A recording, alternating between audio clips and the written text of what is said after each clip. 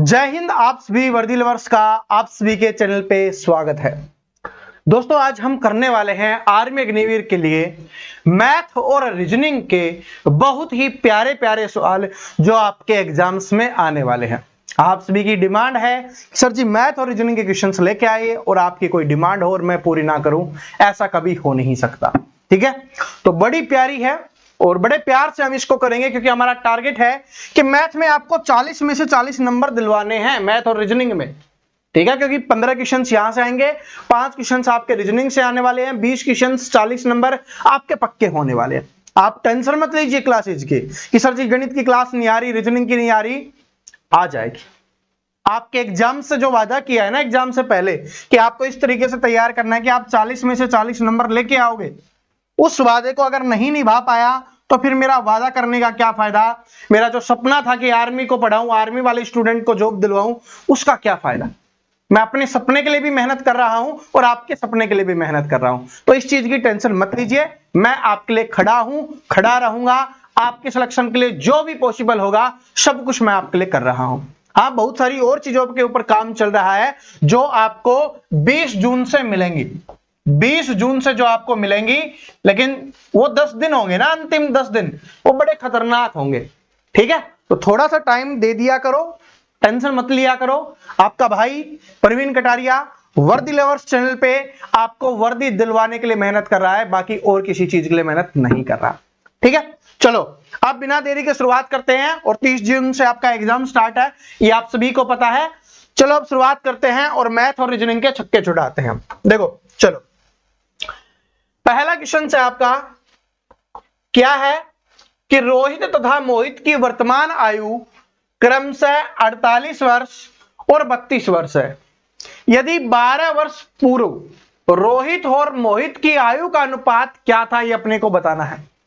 ये आयु वाले टॉपिक का क्वेश्चन है और ये अनुपात वाले टॉपिक का भी क्वेश्चन है। जो भी आपका मन करे आप समझ सकते हो, लेकिन एग्जाम्स में क्वेश्चन ऐसा आएगा। देखो, रोहित और मोहित की वर्तमान आयु कितनी दी गई है, 48 और 32 वर्ष हमें दी गई है। किस किस की दी गई है लिख लेते हैं हम, कि यहां पर हमें रोहित की आयु दी गई है और साथ में हमें किसकी दी गई है, मोहित की आयु दी गई है। ये 48 दी गई है और ये कितनी दी गई है, 32 दी गई है। यही तो दिया गया है। क्या बोला, 12 वर्ष पूर्व। पूर्व का मतलब होता है पहले, यानी 12 वर्ष पहले की बात हो रही है। 12 वर्ष पहले रोहित और मोहित की आयु का अनुपात क्या होगा, ये हमें बताना है।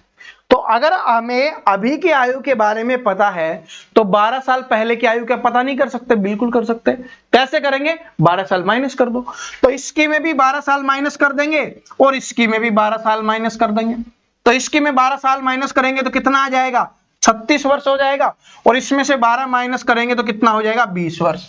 अनुपात पूछा है तो बीच में अनुपात लिख देते हैं। जिससे कट रहा है काट दो, तो किससे कटेगा, 4 से कट जाएगा। 4 9 के 36 और 4 पंजे 20, कितना आ गया, 9:5 आ गया। हमसे यही पूछा था कि उनकी आयु का अनुपात क्या होगा, 9:5 हो जाएगा। बताओ मेरे प्यारे बहन भाइयों, समझ में आया नहीं आया? क्योंकि हमें दिया गया कि उनकी वर्तमान में आयु कितनी है, 48 वर्ष और 32 वर्ष है।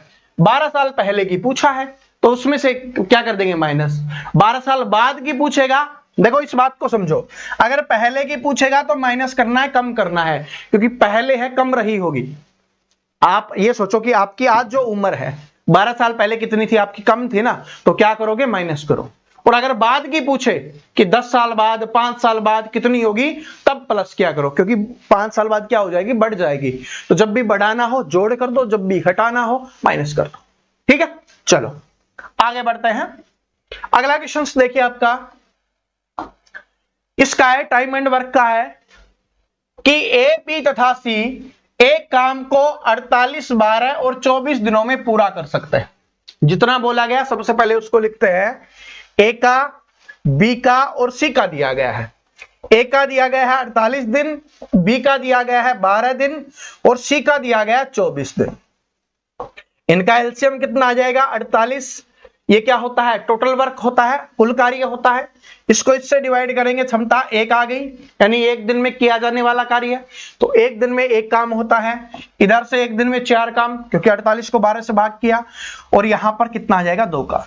तो एक दिन का काम आ गया, ए 1 करेगा, बी 4 करेगा, सी 2 काम करेगा। आगे देखो, ए, बी और सी मिलकर उस कार्य के 2/3 भाग को कितने दिन में पूरा कर सकते हैं।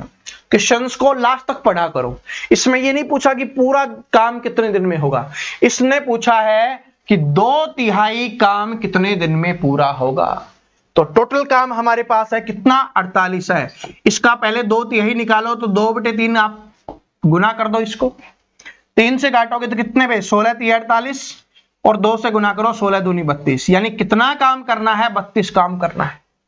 टोटल काम 48 था, लेकिन 48 नहीं करना, हमें 2/3 काम करना है, और वो कितना है, 32।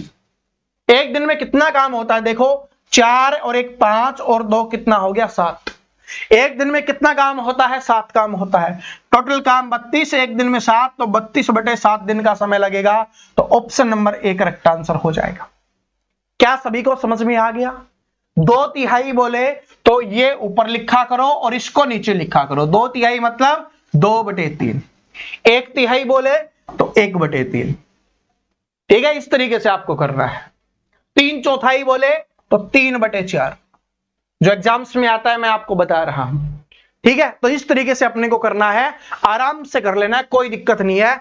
इतना आप सभी को पता है, और बाकी जो चीजें मैंने बताई हुई हैं आप उनको फॉलो करते हुए जाओ, आंसर आराम से निकल जाएगा।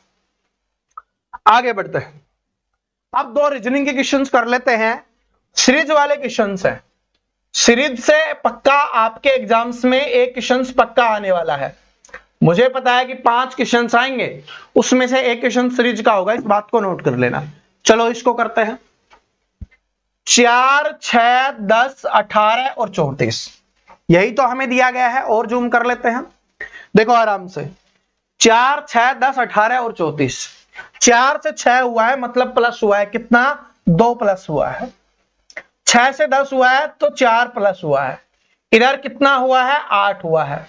18 से 34 हुआ है, प्लस कितना हुआ है, 16। कैसे पता करते हैं कि इसमें से ये माइनस कर लो, 6 में से 4 गया 2, 10 में से 6 गया 4, 18 में से 10 गया 8, ऐसे हम पता करते हैं। तो अब देखो, पहले 2 जुड़ा, फिर 4, फिर 8, फिर 16, क्या हो रहा है, इसका दुगुना ये, इसका दुगुना ये, इसका दुगुना ये, तो अब भी दुगुना जुड़ेगा। तो 16 का दुगुना क्या, 32, 32 जोड़ दो, तो इसमें 32 जोड़ोगे तो कितना हो जाएगा, 66 हो जाएगा। तो ऑप्शन नंबर बी क्या हो जाएगा, करेक्ट आंसर हो जाएगा। क्या बात सभी को समझ में आ गई? तो ऐसे अपने को करना है, बड़े प्यार से आपको करना है। अब सीरीज का ये दूसरा क्वेश्चन देखो, ये वाला क्वेश्चन देखिए क्या है। इनमें से आपको बताना है कि आगे क्या होगा। क्या है, 4 है, 4 से 9 हुआ, 9 से 19 हुआ, 19 से 39 हुआ। अब क्या होगा ये अपने को बताना है। तो इसमें कितना जुड़ा, 5 जोड़ा गया, इसमें कितना जोड़ा गया, 10 जोड़ा गया। कैसे पता कर रहे हैं, इसमें से ये माइनस किया, इसमें से ये माइनस किया, इसमें से ये माइनस करेंगे, फिर कितना है जुड़ा है, 20। देखो 5 का दुगुना 10, 10 का दुगुना 20, 20 का दुगुना 40। अब इसमें 40 जुड़ेगा, तो इसमें 40 जोड़ोगे तो कितना हो जाएगा, 79 हो जाएगा। तो option number B correct answer हो जाएगा यहां पर 79। क्या बात सभी को समझ में आई? ठीक है, तो रीजनिंग में सीरीज का क्वेश्चन आएगा तो देख लेना, जोड़ हो रहा है, घटा हो रहा है, गुना हो रहा है, भाग हो रहा है, ये सारी चीजें आपको देख लेनी है। ठीक है, चलो आगे देखिए क्या है कि एक रकम को ए, बी और सी के बीच विभाजित किया गया। सी को ए का दुगना मिला और ए को बी का दुगना मिला। अब देखो क्या है, सी को ए का दुगना और ए को बी का दुगना। इस वाले में मैंने आपको बताया हुआ है, जो नीचे वाली लाइन है पहले उसको सोल्व करेंगे और फिर ऊपर वाली को, इससे हमारे लिए आसान बन जाएगा। तो 3 यहां पर दिया हुआ है, 3 हम लिख लेते हैं, ए, बी और सी, यही तो 3 दिए गए हैं। तो नीचे वाली लाइन को पहले सोल्व करेंगे। ए को बी का दुगना मिला, ए को बी का दुगना, ए को बी का दुगना, तो बी को अगर 1 मिला है तो ए को कितना मिलेगा, 2 मिलेगा, क्योंकि ये क्या है कि ए को बी का दुगना मिला है, तो दुगना मतलब 2 गुना, तो इसको 1 मिला है तो इसको क्या मिलेगा, 2 मिलेगा। ऊपर देखो, सी को a का 2 गुना मिला है। अब c को a का 2 गुना, तो c को a का 2 गुना, तो इसको 2 मिला है, तो इसका 2 गुना कितना हो जाएगा? 4 हो जाएगा। जिसने ये लिख लिया मतलब क्वेश्चन सोल्व हो गया, फिर आपको कोई प्रॉब्लम नहीं होगी। दोबारा से देख लो, a को b का दुगना, पहले नीचे वाली लाइन को सोल्व करना है, तो a को b का दुगना, तो b को 1, तो इसको 2, फिर c को a का दुगना, तो इसको 2 मिल रहा है, तो इसका दुगना क्या होगा? 4 होगा, तो c को इसका दुगना हो गया। अब आगे देखो, यदि b और c के हिस्से के बीच का अंतर 3675 था, तो कुल रकम कितनी थी ये अपने को बताना है। अब यहां पर हमें बताया गया है कि b और c के हिस्से के बीच का अंतर, अंतर मतलब कि माइनस करते हैं तो कितना है? 3675। तो b और c का अंतर कितना आ रहा है? बड़े में से छोटा माइनस करो, 3 अनुपात का अंतर आ रहा है। किसका अंतर आ रहा है? 3 का। और 3 का मान हमें दिया गया है, तो 3 बराबर हमें दिया गया है 3675। 1 का मान निकालोगे तो बटे में 3 कर देना। हमें मान किसका निकालना है? तो कुल रकम कितनी थी? तो कुल रकम क्या होगी? सभी को जोड़ लो, 4 1 5 5 2 7, तो इसका मतलब 7 का मान हमें निकालना है, तो 7 से गुना कर देंगे। 7 से क्या कर देंगे? गुना कर देंगे। अब काट लो, 3 से कट जाएगा, 3 एकम 3, 3 दूनी 6, 3 दूनी 6, 3 पंजे 15। अब इसको इससे गुना कर लो, आपका आंसर आ जाएगा। ठीक है, या तो सी होगा या बी होगा। गुना कर लेते हैं। किसको करना है? 1225 को 7 से गुना करना है, आपका आंसर निकल के आ जाएगा। 7 पंजे 35, 3 हो गया, 14 और 3 17, 1 हो गया, 14 और 1 15, 1 हो गया, और 7 और 1 8, यानी 8000। ये हो जाएगा आपका option number B correct answer हो जाएगा, 8575। समझ में आया? देखो ये सब कुछ आप कर लोगे, मुझे पता है, गुना जोड़ घटा भाग आप कर लोगे, लेकिन अगर आपने ये सही नहीं लिखा तो गलत हो जाएगा। तो इसलिए पीछे वाले को सही, पहले जो दूसरी लाइन दी हुई है उसको सोल्व करना, फिर ऊपर वाले को सोल्व करना। ठीक है, ये तरीका होता है आसानी से सोल्व करने का।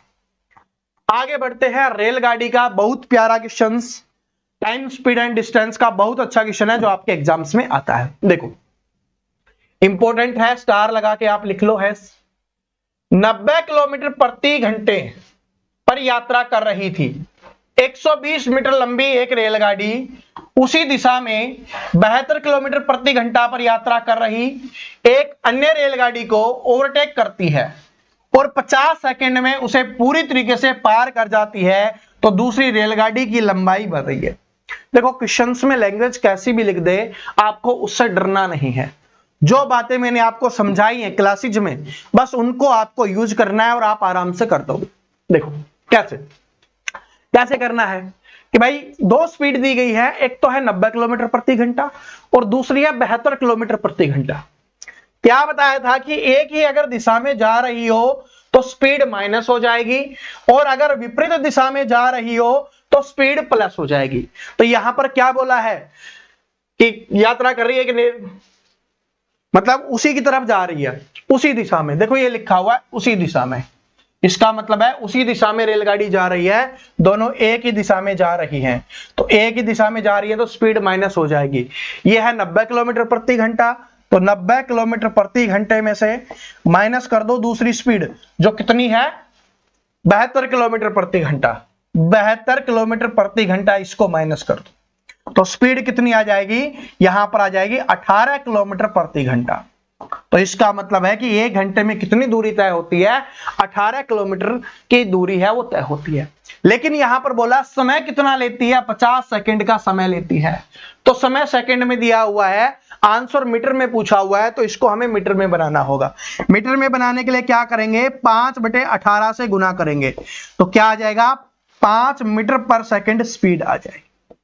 1 सेकंड में कितना? 5, तो 50 सेकंड में कितना चलेगी? 5 को 50 से गुना कर दो तो कितना हो जाएगा? 250 मीटर की दूरी है वो तय करने वाली है।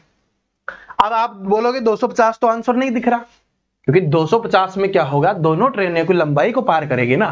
तो एक ट्रेन की लंबाई हमें दी गई है 120, तो इसको माइनस कर लो 120 मीटर, तो कितना बच जाएगा? यहां से 130 मीटर बच जाएगा, जो आपका आंसर हो जाएगा ऑप्शन नंबर सी में दिया गया। क्या बात समझ में आ गई सभी को? बड़े प्यार से हमने किया। बस 2 चीजों का ध्यान रखना है कि सेम डायरेक्शन में जा रही हो, एक ही दिशा में जा रही हो तो स्पीड माइनस हो जाएगी, अलग अलग दिशाओं में जा रही है ठीक है, तो स्पीड प्लस हो जाएगी बस। तो एक दिशा में जा रही तो माइनस कर दी, 18 किलोमीटर प्रति घंटा आ गया। इसको मीटर पर सेकंड में बनाना था क्योंकि यहाँ पर मीटर में दिया हुआ है, यहाँ पर सेकंड में, तो इसको मीटर पर सेकंड में बनाया तो 5 मीटर पर सेकंड स्पीड आ गई। 50 सेकंड की बात हो रही है तो 250 मीटर दूरी होगी टोटल। तो इसमें से 120 दिया हुआ है एक ट्रेन की, दूसरी की निकाल देंगे तो 250 में से 120 गया तो 130 मीटर आपका आंसर हो जाएगा। समझ में आ गया? एग्जाम में आएगा, कर दोगे, बस ध्यान रख लेना जो मैंने आपको बताया है। आगे बढ़ते हैं, अगला क्वेश्चन देखो, यह है संख्या वाला क्वेश्चन। ठीक है, संख्याओं पर आधारित क्वेश्चन जो आपके एग्जाम्स में आते हैं, ये सिर्फ आर्मी के एग्जाम्स में आते हैं, बाकी एग्जाम्स में नहीं पूछा जाता इतना। ठीक है, देखो क्या है कि 1-2 अंकों की संख्या अपने अंकों को उलट देने पर खुद की 5/6 हो जाती है, तो यदि अंकों का अंतर 1 है तो संख्या क्या होगी? इंपॉर्टेंट क्वेश्चन है और इसको सोल्व करने के बहुत सारे तरीके हैं। मैं सबसे आसान तरीका आपको बताता हूं, क्योंकि संख्या है वो ऑप्शंस में ही होगी, तो यहां से हम उठाते हैं। सबसे पहले तो क्या बोला गया है, इसको देखो कि यदि अंकों का अंतर 1 है तो अंतर 1 होना चाहिए, 1 है, यहां पर 1 नहीं है तो यह आंसर नहीं हो सकता। इधर भी 1 है, इधर भी 1 है, तो इन तीनों को हमें चेक करना है। अगर पहले से निकल गया तो बाकी नहीं चेक करेंगे, दूसरे से निकल गया तो तीसरा नहीं चेक करेंगे। ठीक है, और इन दोनों से नहीं निकला तो तीसरा चेक करना ही है। अब क्या बोला कि 2 अंकों की संख्या अपने अंकों को पलट देने पर, तो 54 हमने माना 54 है वो संख्या, इसके अंकों को पलट दिया, तो अंकों को पलट दिया तो कितना हो गया? 45, क्योंकि भाई 4 पहले आ गया, 5 बाद में, 45 हो गया। तो खुद की 5/6 हो जाती है, तो 54 की 5/6 देखो कितना होता है, 54 का 5/6 कितना होता है? 6 से काटा 9 पे, और 9 पंजे 45, क्या 45 हो गया? बिल्कुल हो गया, तो 5/6 हो गई, तो यही आपका आंसर हो जाएगा। इसका करके देखो, 43 का कितना होगा? 34 हो जाएगा। इसका क्या होगा, कितना करना है? 5/6, 5/6, क्या 6 से कट रहा है? नहीं कट रहा, तो दशमलव में होगा, तो ये आंसर नहीं हो सकता। अगला देखोगे तो भी उसमें भी ऐसा ही होने वाला है, तो यही आपका आंसर हो जाएगा। ये हमने स्टार्टिंग में ही निकल गया, तो आगे चेक करने की भी आवश्यकता नहीं है, लेकिन मैंने आपको बताया है। ठीक है, आगे बढ़ते हैं, आगे बढ़ते हैं। बहुत प्यारा सा क्वेश्चन लेके आए आपके लिए, चुनाव वाला क्वेश्चन आपके एग्जाम्स के लिए इंपॉर्टेंट है, आप सभी जानते हो। देखो कि 2 उम्मीदवारों के बीच एक चुनाव में एक उम्मीदवार जिसे कुल मतदान का 40% मिलता है, वो दूसरे उम्मीदवार से 15,000 मतों से पराजित हो जाता है। पराजित का मतलब है कि हार जाना।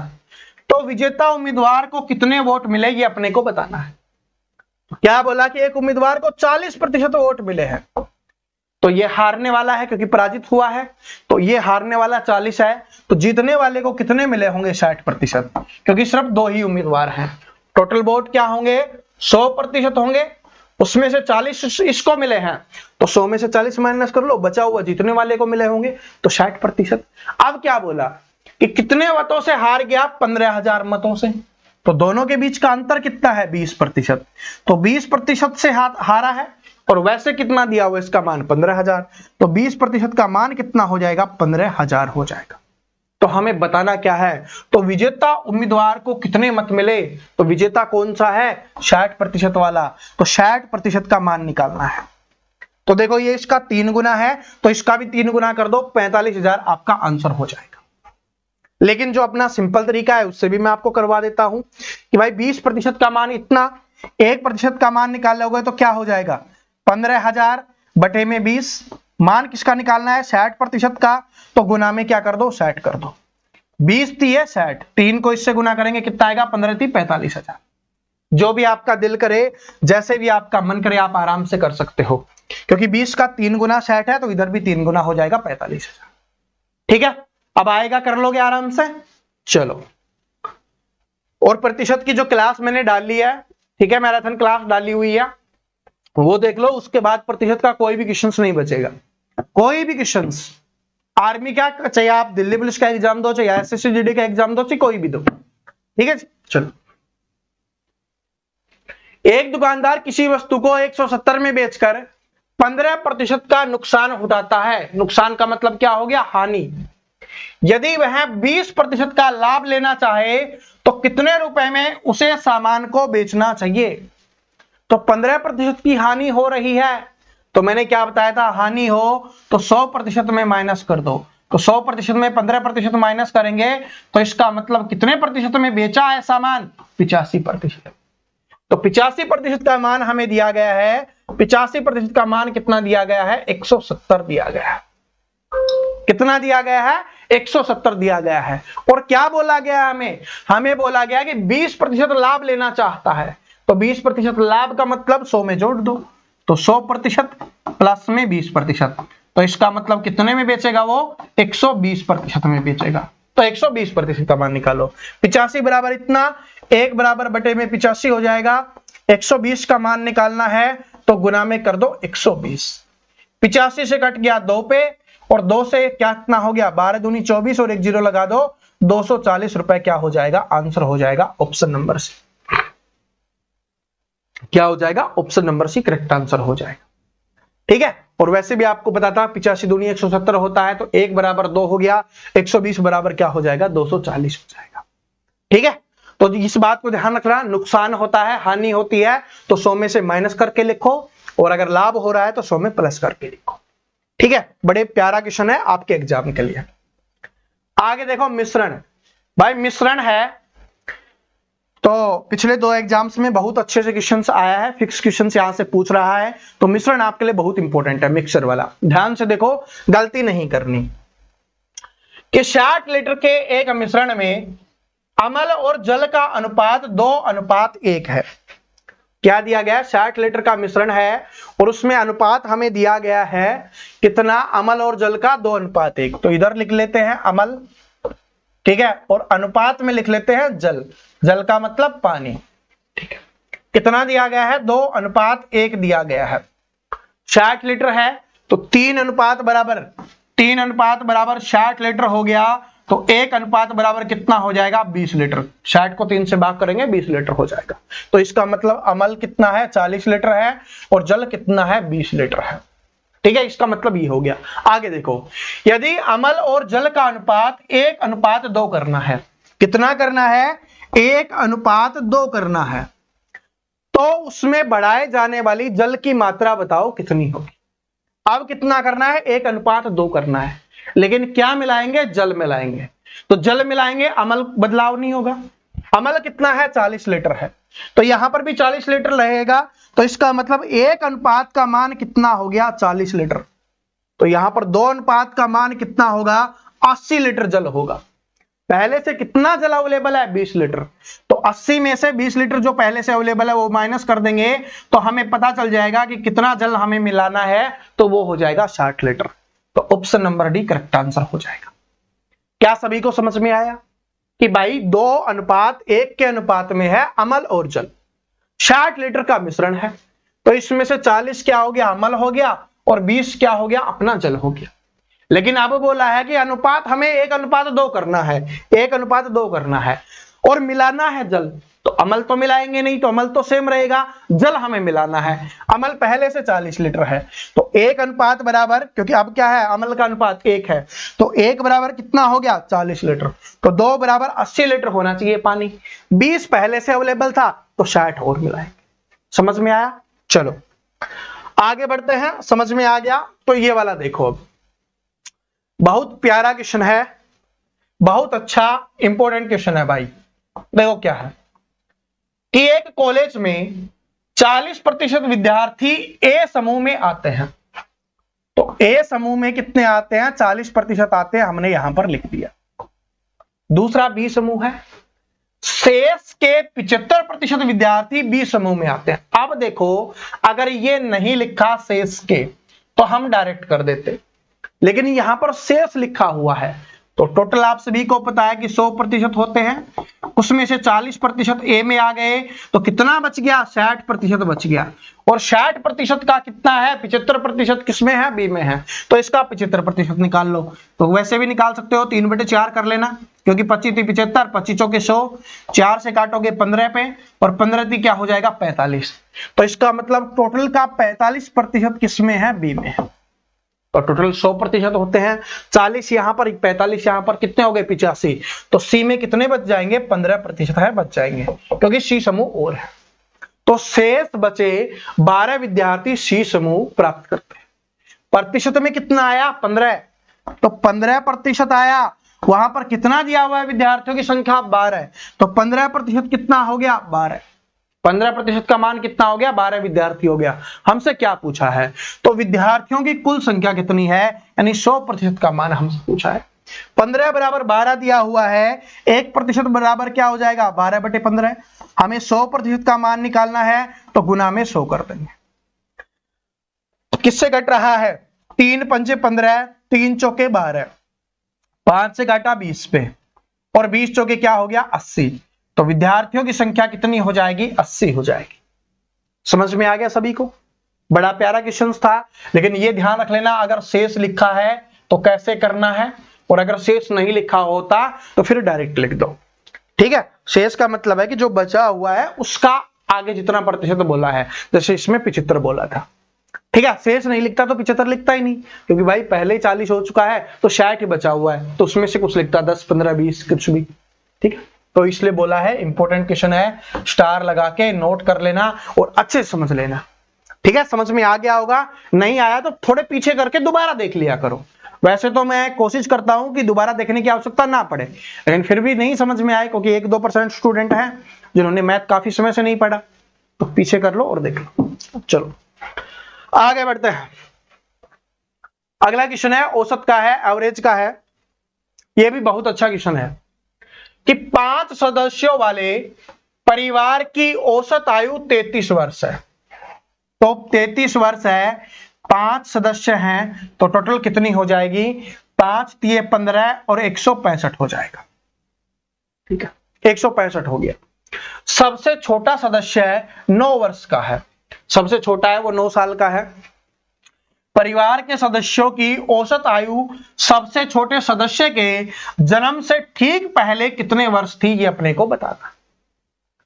यानी कि जब छोटे वाला बच्चा नहीं हुआ था, छोटा वाला जो सदस्य है वो नहीं हुआ था, उसके जन्म से पहले कितनी थी, ठीक पहले की बात हो रही है। तो वो 9 साल का है, तो 9 साल का है, तो इसका मतलब उसकी हटा दें और बाकी सभी की 9-9 साल कम कर दें, क्योंकि 9-9 साल पहले की बात हो रही है। तो भाई उसकी तो 9 हट गई। ठीक है, उसकी 9 हमने हटा दी, तो इसमें 9 तो हटाना ही है। बाकी के जो और 4 हैं उनकी भी 9-9 हटानी है, तो 36 हटा दो, क्योंकि क्या है कि 4 ये और 5वें, तो पूरे की 45 हटा दो। तो इधर से 45 माइनस करेंगे, कितना हो जाएगा? 120। कितना हो जाएगा? 120 हो जाएगा। क्या बात समझ में आई? भाई सभी की क्या है? 9-9 माइनस करनी है। 5 सदस्य वाले परिवार की औसत कितनी है? 33 है, तो कितना हो गया? टोटल 165 हो गया। अब 9 साल पहले की बात हो रही है, तो 9 साल पहले सभी की 9-9 कम रही होगी, तो 5 की 9-9 कम रही है, तो 45, तो 45 माइनस कर दिया तो कितना आ गया? 120। अब हमें क्या करना है? अब हमें बताना है कि ठीक पहले कितनी थी। तो इसमें कितने थे? क्योंकि ठीक पहले 5 नहीं थे, 4 थे, तो 4 से इसको डिवाइड करेंगे तो कितना हो जाएगा? 30 वर्ष आयु हो जाएगी। कितनी हो जाएगी? 30 वर्ष आयु हो जाएगी। क्या बात समझ में आ गई? कि परिवार के सदस्यों की औसत आयु सबसे छोटे सदस्य के जन्म से ठीक पहले कितने वर्ष थी, तो वो हो गई 30 वर्ष। ठीक है, आगे बढ़ते हैं। देखो यहां से भी आपको पता है कि क्वेश्चन 1 आएगा, तो पहले ऊपर वाले को करते हैं। क्या है कि घृणा जैसे प्रेम से संबंधित है, वैसे ही सर्जन करना किससे संबंधित होगा, ये अपने को बताना है। तो घृणा और प्रेम क्या है? एक दूसरे के विपरीत है। घृणा का मतलब होता है किसी से हेट करना। ठीक है, तो हेट करना और प्रेम करना मतलब किसी से प्यार करना, लव करना, तो एक दूसरे के विपरीत हो गया। तो इसका सर्जन करने का विपरीत क्या होगा? सर्जन का मतलब होता है किसी चीज को बनाना, क्रिएट करना, तो दूसरा क्या होगा? उसको खत्म करना, तो क्या हो जाएगा? नष्ट करना। क्या हो जाएगा? नष्ट करना, इसका आंसर हो जाएगा। ठीक है, आगे देखो कि नाविक जैसे जहाज से संबंधित है, वैसे ही वकील किससे संबंधित हो जाएंगे, तो इसका आंसर आप सभी स्टूडेंट मुझे कमेंट करके बताएंगे। सभी को कमेंट करके बताना है कि नाविक का संबंध जैसे जहाज से है, वैसे वकील का संबंध किससे होगा, ये आप सभी कमेंट करके बताना। और आज वाली क्लास कैसी लगी, ये भी आपको कमेंट करके बताना है। ये आपका होमवर्क क्वेश्चन हो गया है। ठीक है, तो आज वाली क्लास कैसी लगी कमेंट करके बताना। लाइक करना, अपने दोस्तों के साथ शेयर करना, और नए हो तो चैनल को सब्सक्राइब करके बेल आइकन को प्रेस कर लेना। बहुत अच्छी क्लासेज आपके लिए आती रहेगी। मिलते हैं नेक्स्ट वीडियो में, तब तक हंसते रहिए, मुस्कुराते रहिए, पढ़ते रहिए। जय हिंद, वंदे मातरम।